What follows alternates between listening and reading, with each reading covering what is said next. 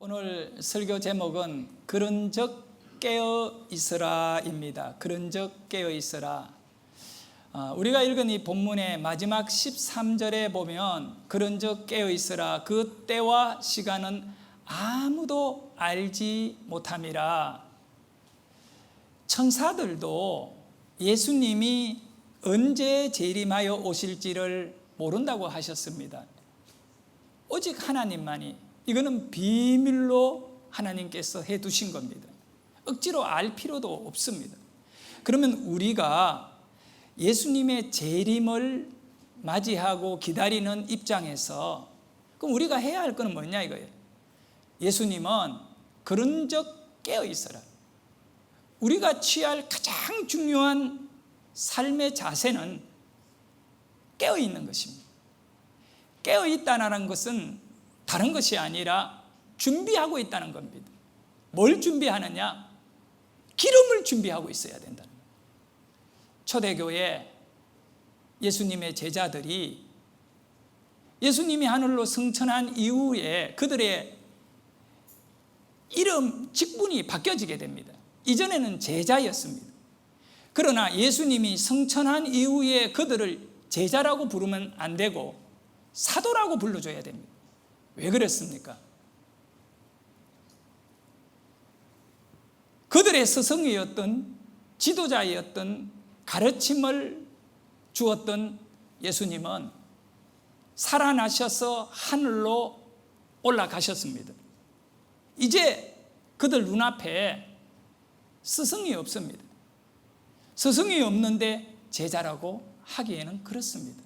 그럼 뭐라고 불러야 되느냐? 사도입니다. 사도라는 말의 뜻은 보냄을 받았다입니다. 이제 제자들의 삶의 가장 소중한 목표는 보냄을 받은 자로 살아가는 겁니다. 뭘 위해 보내어졌나요? 예수님의 구원을 전하는, 그 복음을 전하는 자로 보냄을 받았습니다. 그래서 그들이 사도의 삶을 살았는데 이 초대교회 사도들의 최대의 관심은 뭐였을까? 딱 한 가지입니다. 그것은 바로 예수님의 재림이었습니다. 왜 사도들이, 또 초대교회 성도들이 이 예수님의 재림만을 바라보고 살았을까? 그들은 예수님의 재림을 너무나 굳게 믿었기 때문에 그들이 고난을 당하고 핍박 속에, 박해 속에 순교를 당하는 순간에도 일말의 타협에 그것을 수용하지 않았습니다. 왜 그런가? 재림에는 약속되어져 있습니다. 죽은 자와 산 자를 심판하기 위하여 오신다. 내가 예수님을 기다리다가 고난을 겪으며 죽게 되었을 때에도 죽음 자로 무덤 안에서라도 예수님의 재림을 나는 믿노라고 하는 예수님의 재림의 신앙, 오늘 우리들이 잃어버리고 묻어져 있는 이 재림의 신앙이 초대교회의 그 강한 영성을 2000년의 역사 속에 다시 우리에게 옮겨 놓을 수 있는 오늘 우리의 믿음이 되어야 합니다. 성도 여러분, 제자들이요, 예수님이 하늘로 쭉 올라가는 것을 바라보며 한 500명의 그 성도들이 예수님의 재림을 보았다고 성경 사도행전에 나와 있어요. 그런데 지금까지 예수님은 그들을 리드하여 데리고 다녔거든요. 강을 넘고 건너고 산을 넘어서 도시에서, 시골에서, 또 예루살렘에서, 저 갈릴리에서 저 이방 땅에 이르기까지 예수님이 가자 그러면 따라다녔어요. 그런데 우리 주님께서 자기네들이 보는 가운데 하늘로 승천하여 구름 사이로 사라져 버렸습니다. 이 제자들에게 주어진 그 충격은 이루 말할 수 없습니다. 이제 우리는 어디로 가야 됩니까? 누구를 따라가야 됩니까? 자신들의 스승이었던 예수님이 자기네들이 보는 가운데 하늘로 올라가 버리고 다시 내가 온다 말 남기고 올라갔으니, 그래서 제자들이 멍하니 하늘만 쳐다보고 있었어요. 그거를 사도행전에 너무 잘 설명하고 있어요. 멍하니 어떻게 살아야 하나, 어디로 가야 하나. 그때 사도행전 1장 11절에 보면 하늘에서 천사 둘이 나타나서 이렇게 말해주고 있습니다. 같이 읽어볼까요? 시작. 갈릴리 사람들아, 어찌하여 서서 하늘을 쳐다보느냐.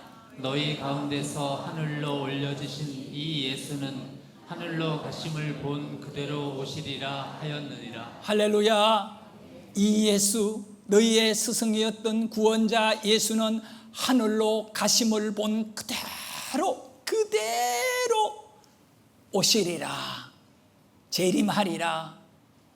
재림. 그리하여 그 모든 제자들의 비전과 그들의 신앙의 가장 소중한 최대의 관심은 재림이었어요. 구름을 타고 오신다, 이런 내용도 있지만 사실은 사도행전 1장 11절의 말씀을 분석하면 구름 사이로 예수님은 사라지신 거예요. 땅에 있던 예수님이 하늘로 들리고 구름이 쫙 내려와가 예수님을 태워가는 구름이 이동수단이 아니에요. 어떤 분들은 구름이 비행기같이 예수님을 실어 나르는 것으로 착각하는데 전혀 그렇지 않아요. 하늘에는 구름이 있어요. 우리 예수님이 들리고 구름 사이로 싹 사라지니까, 어떻게 보면 구름이 떠다니니까 구름 타고 오신다 표현은 맞습니다만은 사실은 예수님은 구름에 가리워 사라지신 거예요. 그러니 구름이 이동수단이 아니라 저 하늘, 예수님은 구름 위로 올라가셨다는 것을 의미하고, 이 11장의 내용은 다시 하늘로부터 그 구름을 뚫고 우리 가운데 오시리라. 예수님은 재림을 하신다, 이 말씀이거든요. 그래서 제자들은 오직 예수님의 재림만을 기다리는 그 간절함을 갖고 있었어요. 그러면 우리가 오늘 현재의 우리의 삶이 어떻게 해야 되느냐, 되어야 하느냐라고 생각해 보기를 원합니다. 로마 제국에, 로마는 이제 이탈리아, 지금은 이탈리아입니다. 이탈리아 대륙, 이탈리아가 이제 반도로 이루어졌지요. 그 서쪽 해안을 길게 따라 내려가면서 그 해안을 뭐라고 하느냐면 나폴리 해안이라고 합니다. 그 나폴리 해안 가운데 폼페이라고 하는 고대 도시가 있었습니다. 이 폼페이 도시는 오늘날로 치면 파리나 런던이나 서울이나 뉴욕 같이, 동경과 이런 도시 같이 굉장히 로마 시대에 로마시만큼은 화려하지 않았지만 정말 로마의 도시 가운데 아주 번창하고 화려하고 도시의 그 기능이 제대로 갖추어진 부유한 도시였습니다. 그런데 주후 AD 79년 8월 14일 오후 1시 대낮에 베스비우스 화산이 폭발하면서 일순간에 그 도시에 있던 모든 짐승과 사람이 죽음을 맞이하게 됩니다. 여러분, 베스비우스 산이 로마 이 폼페이시에서 바라보면 뒤쪽에 아주 높게 솟아져 있습니다. 그 산에서 화산이 일어나면 땅이 흔들릴 거고 연기가 하늘로 올라가면 사람들이 집 안에 들어가서 문을 닫고 그 화산재의 비가 내릴 때 그건 피하면 되는데 어떻게 그렇게 다 한순간에 죽었는가? 역사학자 그리고 많은 이 과학자들이 연구를 한 거예요. 2000년 전에 일어났던 그 화산으로 인한 죽음이, 도시가 멈추어 버림이 1600년대에 들어와서 발굴되기 시작했는데 지금 그대로 화석이 되어 남아있다는 겁니다. 아무리 고민해도 연구해도 왜 이들이 일순간에 의자에 앉아 죽었고 시장에서 장사하다 죽었고 낮잠 자다 죽었고 목욕하다 죽었고 이게 그대로 남았을까? 결론은 이렇게 내렸습니다. 그때 화산이 폭발하면서 유독 가스가 같이 분출되었는데 그 가스 폭풍이 도시로 밀려왔을 때 우선 가스가 먼저 밀려올 때 화산재가 도착하기 전에 그들이 피할 수도 없었고 거기에서 그대로 죽어서 멈추었다는 겁니다. 의자에 앉은 상태로 또 누운 상태로. 그 이후에 화산재가 그들을 덮어서 그대로 이 땅이 이제 화산재에 묻혀서 화석으로 이제 2000년 뒤에 발견되었다. 이렇게 해석을 합니다. 중요한 사실은 이제 현대에 와서 그거를 발굴해 보니까 뭐 여러 가지 애틋한 모습들도 없지 않아 있지만 현재 2000년에도 상상할 수 없는 일들이 그들의 실생활로 낮 1시에 살아가던 그들의 모습이 너무나 타락된 죄악에 일상화되어 있는 부끄러운 모습들이 발굴되어집니다. 예를 들자면 간단하게 아주 어린 아이를 어른 성인이 성적으로 그 낮에 범하고 있는 것이 화석이 발견됐어요. 이 무슨 얘기단 말입니까? 소화. 그리고 또 남자와 여자가 넓은 목욕탕 안에 같이 모욕하고 뒹굴고 있는 모습들이 그대로. 우리 지금으로서는 어떻게 공개적으로 그런 일이 일어날 수 있을까? 로마가 타락한 거죠. 여러 인간이 가지는 쾌락의 정점에 도착해 있는 거예요. 그런 악한 일들 때문에 심판을 받았다라고 말하면 안 되겠지만 그들의 삶이 그렇게 되어 있었다라고 하는 사실만은 진실이거든요. 멈추어버린 그들의 삶은 너무 부끄럽다는 겁니다. 제가 이 얘기를 여러분에게 드리는 이유는 오늘 이 하루 나의 삶이 이 폼페이의 사람들이 그들은 내일이 있을 줄 알았어요. 그러나 한순간에 그들은 누구 한 사람과 이별을 하지 못하고 다 죽임을 당했잖아요. 죽었잖아요. 멈추어버렸다고. 우리도 재림이라고 하는 그 내용은 성경이 뭐라고 하는 어느 한 순간에 우리의 일상적인 삶의 현장에서 맞이해야 될 사건이기 때문에 청교도들이 가진 신앙, 영국에서 너무나 많은 핍박을 받으며 개신교인들이 우리가 신앙의 자유를 찾아 저 신대륙으로 떠나자. 그리고 메이플라이어를 타고 대서양을 건너 미국 땅으로 가면서 이미 가족이 죽어가고요. 그 신대륙에 도착해서 얼마나 힘든 삶을 일구어 갑니까? 그러나 그들의 오직 한 가지 삶은 바로 오늘 이 하루가 청교도 신앙을 가진 사람들의 고백은요, 오늘 이 하루가 나의 마지막 하루다라고 하는 고백이에요. 그래서 하나님 앞에 오직 말씀, 예배 중심, 그것이 청교도 신앙이거든요. 오늘 이 하루가 내 생애의 마지막 하루라고 여길 때 우리의 삶은 다른 것에 기웃거릴 수가 없는 거죠. 성도 여러분, 우리가 예배를 드릴 때 가장 먼저 개신교는 이단들은 더러 이런 데에서 벗어나지만 사도신경을 신앙 고백해요. 우리의 신앙을 하나님께 고백 먼저 하는 거죠. 나는 이러한 하나님을 예배합니다라고 하는 예배의 문을 사도신경으로 엽니다. 그런데 이 사도신경은 사도들이 가졌던 신앙의 핵심을 모아둔 겁니다. 우리가 신앙을 고백할 때 제가 여러분에게 부탁드리고 싶은 것이 있는데 다 아는 내용이기 때문에 입술로 말하지 않고 머리로 그 내용을 기억할 수도 있겠지요. 그러나 분명한 것은 고백입니다. 고백. 사도신경 묵상이 아니고 사도신경 뭐라고요? 고백입니다.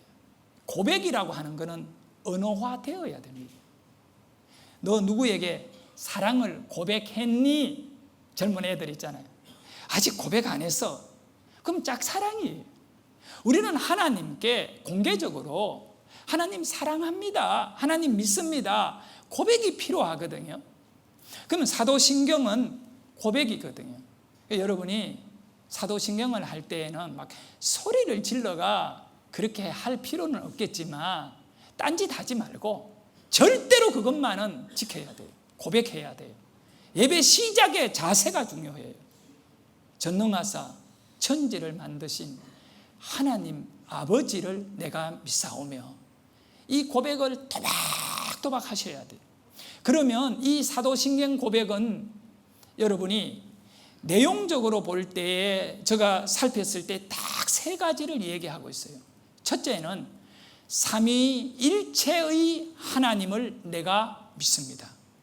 두 번째는 십자가 죽음과 부활의 구원자 예수를 내가 믿습니다.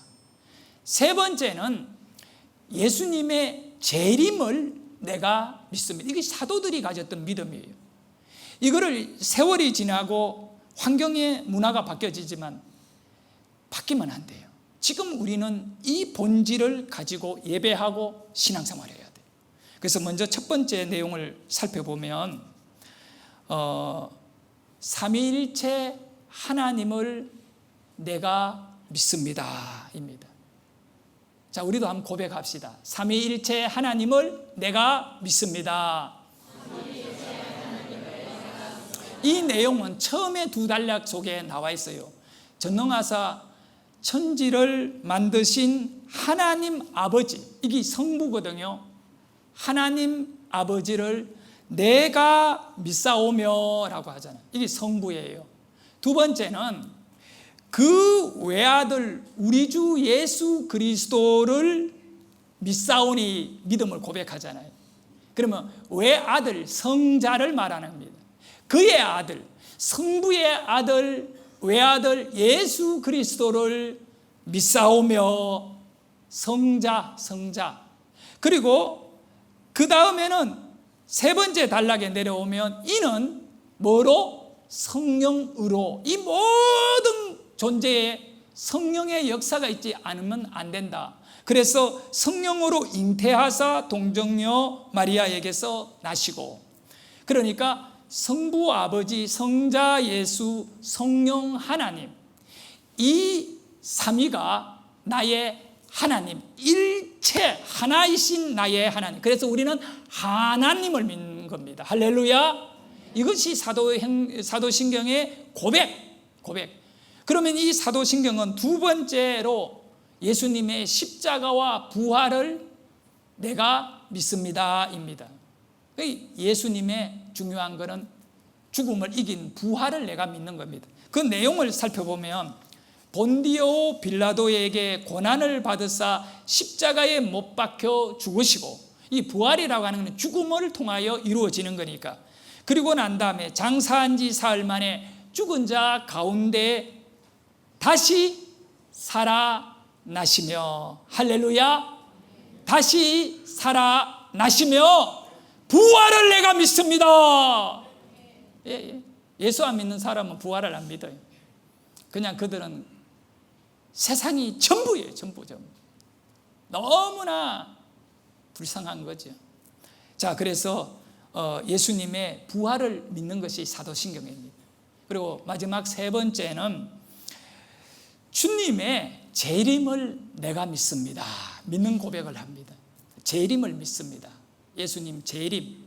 오늘 우리에게 있어 설교의 가장 포인트가 되는 이 내용인 재림. 여러분 재림 믿지요? 재림 믿지요? 네. 내세를 믿는 거예요. 재림을 믿는 자는 내세를 믿는 거예요. 그럼 그 내용을 어떻게 하느냐 하면 저기로서 저기가 어디일까? 저기로서 저기에서 그건 하늘을 말하는 거예요. 그 저기로서 산자와 죽은 자를 뭐하러? 심판하러. 근데 마지막에 이 내용이죠. 뭐한다? 오신다. 재림한다. 근데 이 내용을 내가 여러분에게 조금 쉽게 설명해야 될 것 같아요. 저기로서 어딘지를 잘 몰라. 그 말을 우리말로 좀 더 하면 거기로서. 자, 요 내용은 이렇습니다. 거기로부터 어디? 하늘로부터 예수님이 계시는 곳으로부터 살아있는 자와 죽은 자를 심판하러 오십니다. 사랑하는 우리 새안양교회 성도 여러분, 우리는 오늘 이 하루 마지막 멈추어졌을 때 부끄럽지 않는 신앙이 되어야 돼요.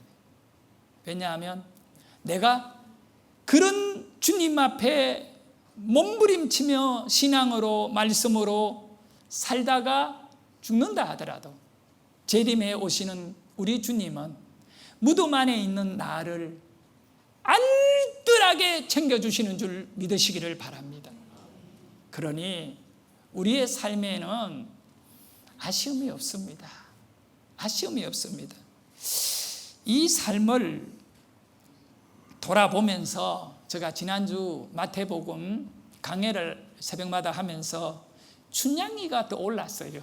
춘향이 불후의 명작, 조선의 소설 가운데 가장 드라마틱한 내용, 조선시대에 이루어진 연애 소설을 판소리극으로 만든 춘향전. 이 내용은 양반집 아들이었던 이몽룡과 은퇴하여 늙어버린 월매라고 하는 기생의 딸 성춘향이의 사랑 이야기입니다. 이야기의 시작은 단오날로부터 시작합니다. 단오날.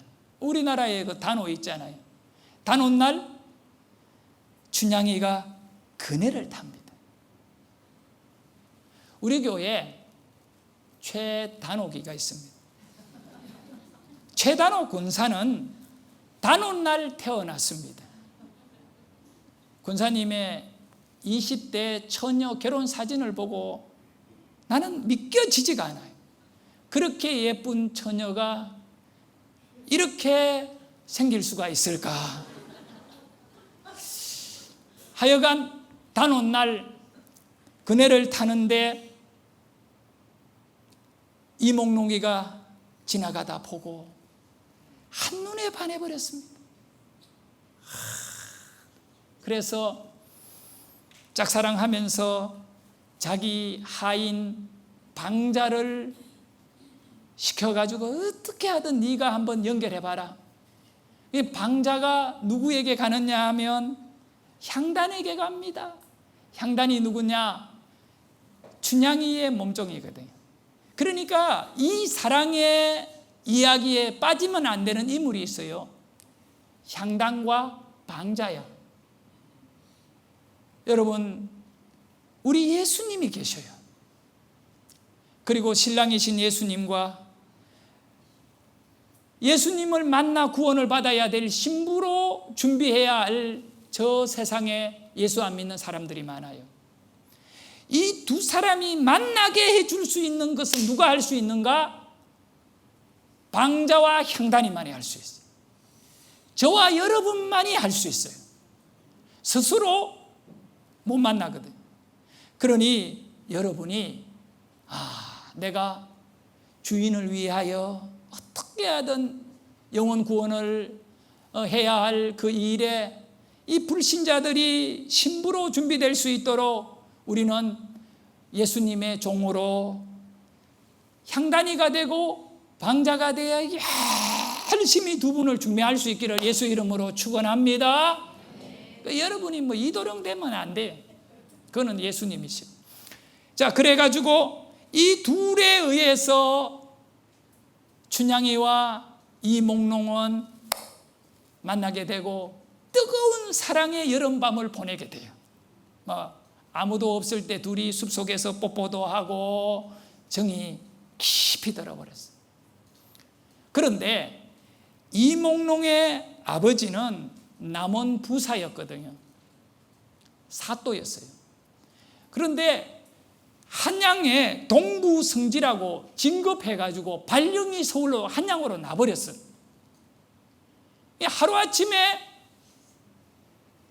이몽룡은 아버지를 따라 서울로 올라가야 돼요. 이제 춘향이 사랑하는 남자 이몽룡은 서울로 가버리고 하늘만 쳐다보고 있습니다. 언제 내님이 오시는가? 새로 부임한 변사또, 이름 학도라. 변학도가 참 술을 즐기고 여자를 즐기고 아주 그 시대의 색가였어요. 춘향이를 불러놓고 수청을 들게 하는데 춘향이는 거절하게 됩니다. 현실적으로 춘향이가 변사또의 청을 들게 되면 자기 어머니 월매가 편안한 노후를 보낼 수 있는데 그걸 거절함으로 불효자식이 되는 거예요.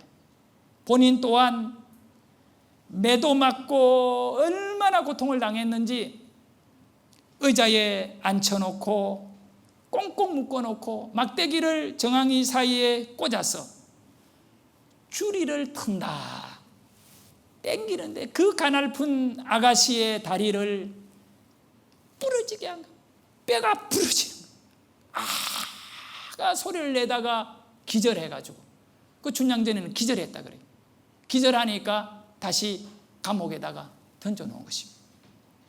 야, 얼마나 신랑될 이몽룡을 사랑했으면 어머니가 이 일로 인하여 고통을 당하고 자기 자신이 죽어가는 데에도 끝까지 신랑을 기다리는 이몽룡을 기다리는 이 춘향이의 절개, 춘향이의 사랑 너무 아름다워.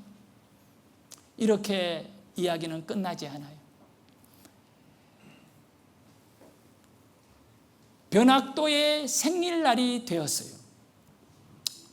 그런데 생일잔치를 얼마나 크게, 백성들은 힘들게 사는데 이 변사또는 자기 생일을 크게 열어놓고 운봉, 곡성, 정업 사또들을 다 초청해가지고 막 거대하게 생일잔치를 여는 거예요. 그때 이제 과거에 급제한 이몽룡이가 거지의 옷을 입고 전국을 다니며 암행의사로 활동하고 있어요. 이 고을에 가장 먼저 와서 잔치집인 이 남원 변사또의 이 관아에 들어오는 겁니다. 그런데 문 앞에서 거지라고, 오늘은 우리 사또님 생일이니까 거지 못 들어와 하고 거지를 막은 거예요. 그러니까 이 거지가 내가 집안이 가세가 기울이고 망해가지고 이 거지의 모습이지만 나는 사실 양반이야. 양반. 이 양반이야. 호패를 내어가 양반임을 보여주는 거예요. 그러니까 양반은요, 돈이 있든 없든 무시를 못하거든. 양반 사회.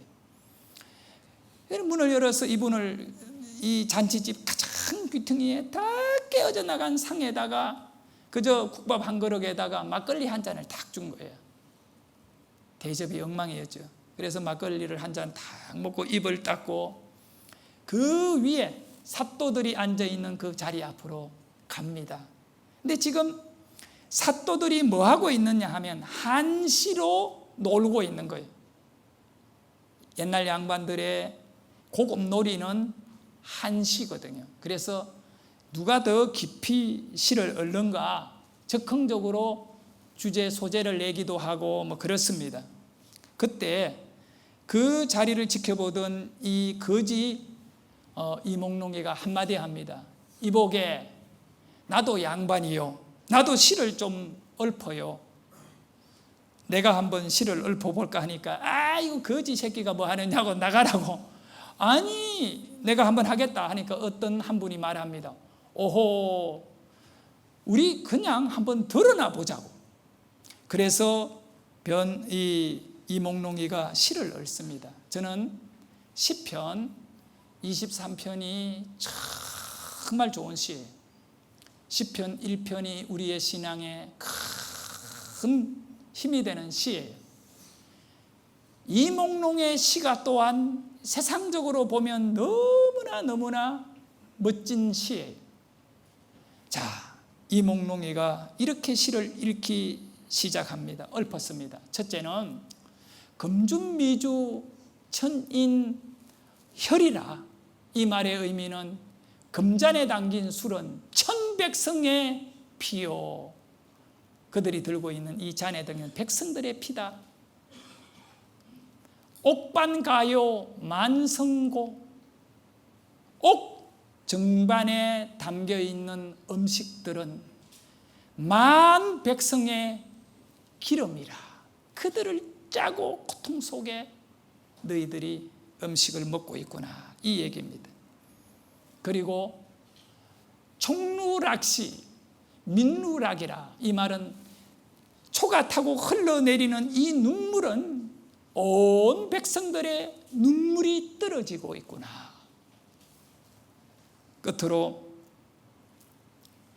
가성고쳐 원성고라. 노래 소리, 너희들의 이 음악 소리, 높은 소리는 백성들의 통곡 소리로다. 이 얘기를, 이 시를 읊어버리니까 양반들이 막 깜짝 놀라면서 이것이 자기네들을 빗대어 간 거라고 깨닫게 되는 겁니다. 붕괴하니까 이 도령이 밖으로 나가버려요. 집 밖으로 쫙 나가서 한참 뒤에 그 포졸들을 떼거리로 몰고 들어와 가지고 아메어서 출두야 하는 순간에 포졸들이 이야 들어가. 그때 사도들이 엎드려가 막 탈탈탈탈 중앙에 의자를 탁 갖다 놓고 암행어사가 탁 앉고 부채로 갖고 얼굴을 탁 가립니다. 여봐라, 옥에 있는 죄인 춘향이를 끌어내라. 춘향이를 끌고 온대. 다른 설교할 때는 한 명 정도 졸아요. 오늘 춘향이 이야기하니까 아무도 좋은 거 없네. 그래서 춘향이가 피덩거리가 돼요. 다리를 걷지 못하고 절절 들려가지고 사또 앞에 던져놓는 겁니다. 얼굴을 가진 사또가 얘기합니다. 죄인은 고개를 들어라. 춘향이가 머리가 귀신같이 만발로 어디 뭐 감기나 온몸이 핀투성이 찢어져 살이 보이는 그 몸으로 달달달달 떨면서 이제 죽겠구나 하고 고개를 들어 암행의사를 쳐다보는데 암행의사가 가려있던 부채를 쫙 접으면서 내리며 두 눈이 맞히는데 어머 어쩌디 이분이 누구냐? 이도령인 거야. 두 눈에 눈물이 툭 흘러디고 이몽룡도 춘향이도 울며 얼싸안고. 여러분, 여기에 중요한 게 있어요. 춘향이가 그 이도령 이몽룡이라는 사람을 암행의사를 바라볼 때 전혀 부끄럽지가 않았어. 당당했다는 거예요. 왜냐하면 몰골은 엉망이지만 부끄럽지가 않아요. 왜냐하면 절개를 지켰거든. 뭐가 부끄럽고 뭐가 당당한가 여러분 알아야 돼요. 여러분이 재림신앙, 예수님이 우리에게 다시 오심마 되어지는 그 예수님을 기다리는 그 마음이 오늘 이 하루 현재 지금 바로 나의 삶이 재림을 맞이할 준비하고 있는 삶이라며 예수님이 오셨을 때 무덤에서든 현실이든 간에 부끄럽지 않고 너무 기쁘게 신랑되는 우리 예수님을 맞이하게 될 줄 믿습니다. 오늘 말씀의 진정한 포인트는 뭐냐?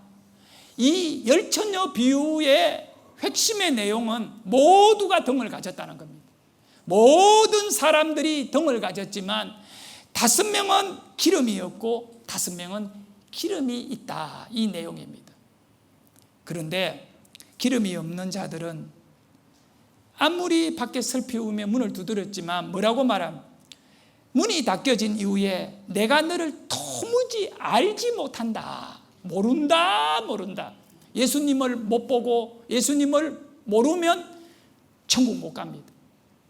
기름이라는 것이 예수님을 알고 믿게 되는 것이 기름이다. 그래서 여러분에게 오늘 이 기름만은 꼭 설명을 좀 하고 정리를 해야 돼요. 기름을 가져야 된다. 이 기름은 철저하게 영적인 부분으로 볼 때 성전의 기름과 연결되어 있어요. 레위기 24장 2절의 말씀 읽어봅니다. 레위기 24장 2절, 3절이 아니고 2절 그 위에 시작. 이스라엘 자손에게 명령하여 불을 켜기 위하여 감람을 쳐낸 순결한 기름을 내게로 가져오게 하여 계속하여 등잔불을 켜둘지며. 순결한 신부로 신앙인으로 신랑을 맞이하는 우리에게 있어 필요한 게 뭐냐면 성전의 등잔, 이 촛대에 불을 밝히기 위해 기름이 필요하다, 이 얘기입니다. 성전을 얘기하는 겁니다, 지금. 근데 이 불은 계속해서 켜야지 끄면 안 되는 거예요. 그러면 여러분, 계속 이 등에 이 불이 타려면 뭐가 있어야 돼요? 기름이 있어야 된다. 계속 이 불 끄면 안 되네. 자, 그러면 사진을 한번 봅시다. 첫 번째 사진, 성전 내부 사진인데 등잔하고, 이 등잔이란 말은 촛대하고 딱 마주하고 있는 것이 바로 떡상, 진설상입니다. 떡을 올려놓는 테이블이 진설상, 우리말로 하면 떡상인데, 이 등잔이라고 하는 것은 뭘 보여주느냐? 떡상을 비추어 주는 겁니다. 성전은 창문이 없고 어두운 곳인데 이 등잔 맞은편에 불을 켜서 뭘 보여주느냐? 떡상을 보여주는 겁니다. 오직 유일하게 목적은 떡상을 비추어 주는 겁니다. 다음 사진. 이제 확실하게 알겠지요? 여기 등잔은 뭘 마주하고 있다고요? 떡상. 그러면 이 떡이 뭐냐? 떡은 누룩을 넣지 않는 진설인데 이거는 순수한 것을 말해요. 가미된 세상 것이 아닌 진리 자체, 바로 그분이 예수입니다. 그러니까 이 떡이 상징하는 것은 예수입니다. 성전의 떡은 예수입니다. 여러분, 육체가 살려면 음식 먹어야 하잖아요. 여러분, 밥 먹고 살잖아. 떡 먹고 살잖아. 그런데 우리의 영이 살려면 예수를 먹어야 된다는 거예요. 예수 먹지 않으면 안 된다는 거예요. 그 먹는다는 것은 믿는다는 것입니다. 믿는다. 네? 그래서 요한복음에 우리 예수님이 말씀하셨어요. 6장 51절에 자, 읽습니다. 시작. 나는 하늘에서 내려온 살아있는 떡이니 사람이 이 떡을 먹으면 영생하리라. 할렐루야. 예수님을 믿어야 돼. 예수님을 먹어야 되는 거예요. 성전은 이 특별한 공간이고 특별한 내용이에요. 바로 우리의 믿음이 어떻게 돼야 되는가, 이것이 성전을 통하여 표현되어졌어요. 이 등잔, 불이 떡상을 보일 때 우리의 믿음에는 예수님이 안 보이면 안 됩니다. 그런데 여기에 이 등에 기름이 없으면 예수를 볼 수가 없는 것입니다.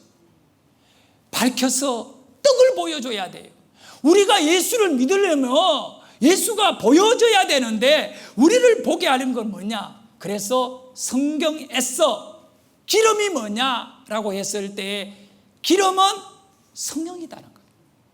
우리가 종말을 준비하고 재림의 예수를 볼 수 있는 오늘 우리의 삶은 내 안에 기름이 있느냐?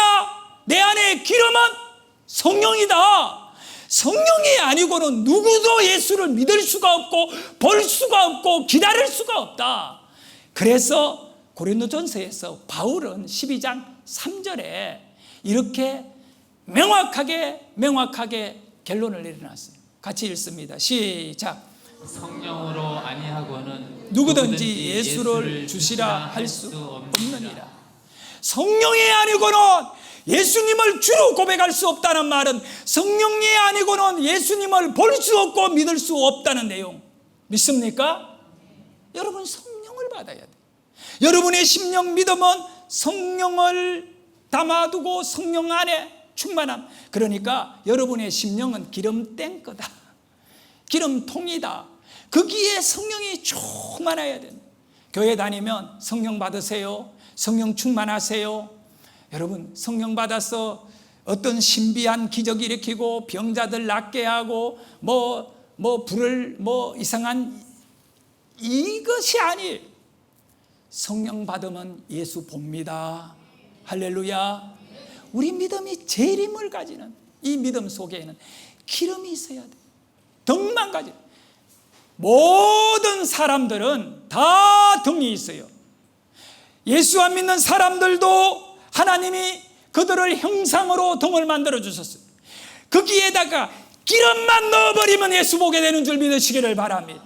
성령만 받아버리면 예수 믿게 되는 줄 믿으시기를 바랍니다. 그래서 이 성경에서는 뭐라고 하느냐? 너희가 자식이 생선을 달라고 하는데 정가를 줄 자가 있겠느냐? 하물며 하나님이 구하는 자에게 뭘 주지 않겠는가? 좋은 것 곧 성령을 주시지 않겠나? 그 성령을. 내가 그래서 하나님을 바라보면서 하나님은 누구인가? 기름장수다, 기름집이다, 기름집, 주유소다. 내 믿음의 엔진이 돌아가고 빛을 밝혀 예수를 보고 구원을 받게 되는 것은 하나님에게 찾아가서 하나님 성령 주세요, 성령 주세요. 기름집에 가서 기름을 사서 내 심령의 기름 탱크에 성령을 가득 채워서 불을 밝히게 되면 예수를 믿고 보게 됩니다. 신랑이 왔을 때 기름이 없는 자들이 기름집으로 기름 사러 갔죠. 그런데 여기서 마무리하겠습니다. 여러분, 이걸 알아야 돼요. 이 기름은 언제 준비해야 하느냐? 신랑이 왔을 때에 준비하러 기름집에 기름을 사러 가서는 이미 늦었다는 거예요. 이 기름, 이 성령은 언제 준비해야 되는가? 자, 지금입니다. 신랑이 오기 전에. 할렐루야. 성도 여러분, 오늘 말씀 마지막 13절에는 그런즉 깨어있으라, 그런즉 깨어있으라. 이 깨어있으라는 말은 기름을 가지고 있어라. 기름이 없으면 안 된다. 너 성령 충만히 받아야 된다. 이 성령을 받게 되면 의식이 바뀌어져 버려요. 내 판단, 생각이 성령의 인도를 받게 되는 줄 믿으시기를 바랍니다. 성도 여러분, 재림 신앙은 오늘 이 하루가 가장 중요한 거예요. 바로 어떻게 깨어 있어야 되느냐? 재림 준비. 자, 재림 준비는 뭘 의미하느냐? 예수를 밝히는 등의 기름을 준비하는 것이에요. 등의 기름을. 그러니 예수 안 믿는 사람, 우리 전도하는데 다른 거 없어요. 등을 가진 모든 인생은 짐승이 아닌 이상 사람이라면 거기 성령만 받게 되면 예수를 믿게 되는 것입니다. 우리가 기도하면서 정말 이 기름이라고 하는 것은, 성령이라고 하는 것은 신랑이 오신 이후에는 절대로 공급받을 수 없는 거예요. 그 전에 세 가지로 말할 수 있어요. 바로 지금 이 순간, 현재 나를 말합니다. 오늘 이 하루 일상적인 내 삶의 기름 준비를 위하여 애타는 삶이 되어야 합니다. 성도 여러분, 여러분의 기름 탱크는 안전합니까? 성령 충만합니까? 돈으로 가득 채워 있는 세상의 쾌락으로 폼페이시의 사람들의 현실은 2000년 전에 너무 부끄러운 모습을 하고 있다 멈추었는데, 우리의 삶이 딱 멈추었을 때, 춘향이가 딱 멈추어졌는데 고개를 들어보니 신랑 왔더라는 거예요. 너무 당당하잖아요. 너무 당당하잖아요. 여러분, 그런 적 깨어있어라. 깨어있어라. 오늘 일상이 재림을 준비하는 성령으로 깨어있어라. 이 하루를 승리하게 하소서. 이 하루 성령의 기름을 모으는 일에 내 삶이 다 투자되게 하소서.